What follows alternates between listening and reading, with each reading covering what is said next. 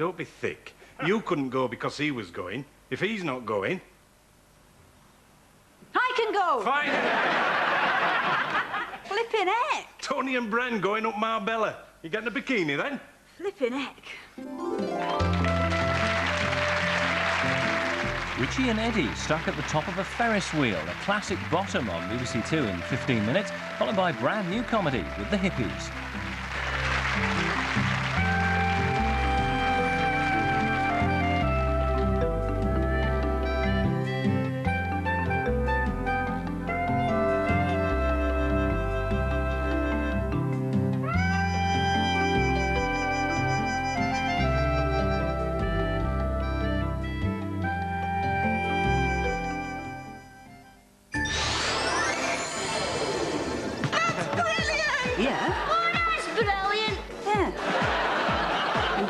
Let's do it. And before they know it, I'll be in charge of the world with my elite leather-clad squad of girly presenters. Can't we just have the day off and slob around?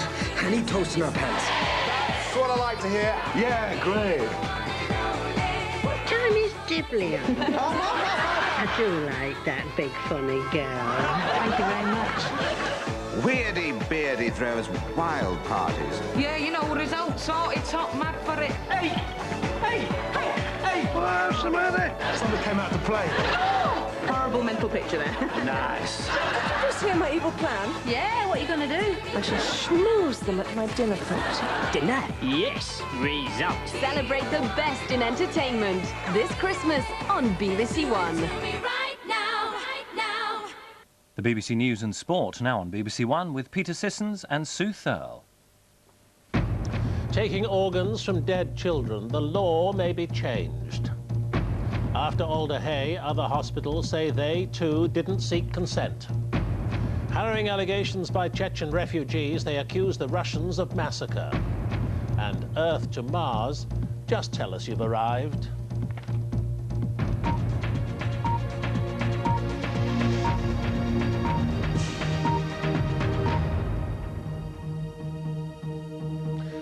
Good evening. More hospitals have admitted removing organs from dead children without the consent of their parents. An inquiry is already underway at a children's hospital in Liverpool after the practice was discovered there. Now, 8 of England's top 10 NHS trusts have admitted they also have taken organs, and they too didn't ask the parents. The government's chief medical officer, Liam Donaldson, says there may have to be a change in the law. For 27 years, Joan Wheeler laboured under the illusion that her baby had been buried without anything having been removed. Then she discovered its organs had been taken out, a devastating revelation that's prompted her to set up a support group to help other parents in a similar situation. No parent should feel the trauma, the bitterness, the anger that we feel. The sorrow, the distress just comes back, rocketing back to us. And it's emerged that many other parents may have been affected, with the revelation that several hospitals across the country have only recently changed their policies on organ removal to ensure that relatives are clear about what exactly they're consenting to. The government's chief medical officer, who's holding an inquiry into the whole issue, says new legislation may be needed. We should be able to come up with some proposals for tightening up regulations in the light of the sort of things that the parents and relatives are saying at the moment. And if that means a change to the law, then that will have to be what would happen. But some pressure groups believe that even tighter guidelines won't necessarily safeguard grieving parents. Anyone who's experienced a child being very seriously ill in hospital, anyone who's had the tragedy of a bereavement, knows that people really are not in shape to give consent, informed or not, when they're in the middle of that process. Tonight, it's reported that Professor Dick van Velzen, the doctor at the centre of the Alder Hey controversy, has said he's prepared to meet concerned parents. The medical profession insists that the removal of organs is vital for diagnosis and research, but it's clear that unless the issue of consent is resolved, it will lose the goodwill of the public for this practice. John Brain, BBC News. Russian soldiers have been accused of massacring 40 people as they fled the fighting in Chechnya. A survivor who reached neighbouring Ingushetia said 20 soldiers fired without warning on a civilian convoy leaving the Chechen capital Grozny. Russia dismissed the reports as disinformation. Chechen refugees hope this will keep them safe as they flee the bloodshed, but white flags did not save innocent lives yesterday. 40 desperate civilians who set out for this border never made it. If accounts from survivors are true, Russian troops carried out a massacre. Rosa is 28 years old and fighting for her life. Her mother is afraid she's slipping away. Rosa was shot twice yesterday. One bullet is lodged in her head.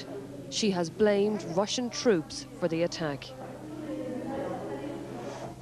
Her friend Thaisa gave us a detailed and horrifying description. She said Russian soldiers shot at them from close range. 40 people were killed, if not more. The bus went on fire and everyone inside was burned. There were dead bodies everywhere. Most of them were women. We had to leave some of the wounded behind. Russia has denied its troops inflicted these wounds, but questions remain. If the survivors are to be believed, then Russian troops slaughtered innocent civilians by the side of the road. There is no way to independently verify these claims, but it would not be the first time that Russian forces carried out such an attack. Orla Guerin, BBC News, Ingushetia. Here, the annual Apprentice Boys march in Londonderry has passed off peacefully. In the past, the event has ended in violence, but this year the Apprentice Boys agreed to alter the timing of the parade in return for the Catholic community promising not to stage their annual protest. A promising sign of cross-community compromise in the new devolved political state of Northern Ireland. The traditional loyalist Apprentice Boys celebrations had been brought forward so as not to disrupt the Christmas shopping. There were still a few catcalls from nationalist protesters. But no organised opposition, no big security operation, and unlike last year, no real violence. Obviously there's been an air of responsibility with everyone, including the Apprentice Boys, including those who in the past may have in some way opposed any parade that gets here. So I say well done, this all goes well for the future. The focus is now on John de Chastelain and the decommissioning process. The IRA has appointed its anonymous go-between, but the retired Canadian general needs to hear from loyalist paramilitary groups.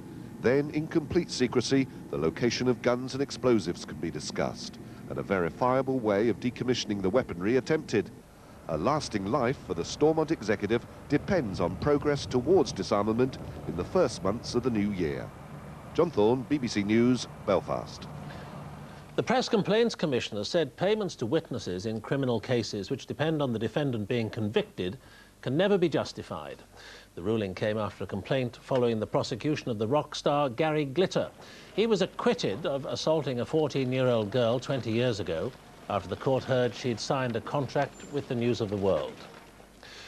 The World Trade Organization's meeting in Seattle has ended in failure and recrimination and been described as the biggest setback in world trade talks for 20 years. Delegates who complained they weren't given enough time couldn't reach agreement even on a timetable for future talks on opening up international trade. I represent Friends of the Earth. Activists opposed to the WTO gained unexpected entry into the press room, but only briefly. It was this kind of anger which made the talk so difficult and failure not surprising. If there was real democracy, we wouldn't have to protest. This time. In the end, there were too many issues to solve: farm exports, labour standards, help to the poorer countries, and too little will to compromise. Governments were not ready to take the leap. I mean, it's that simple. For some, though, failure meant success.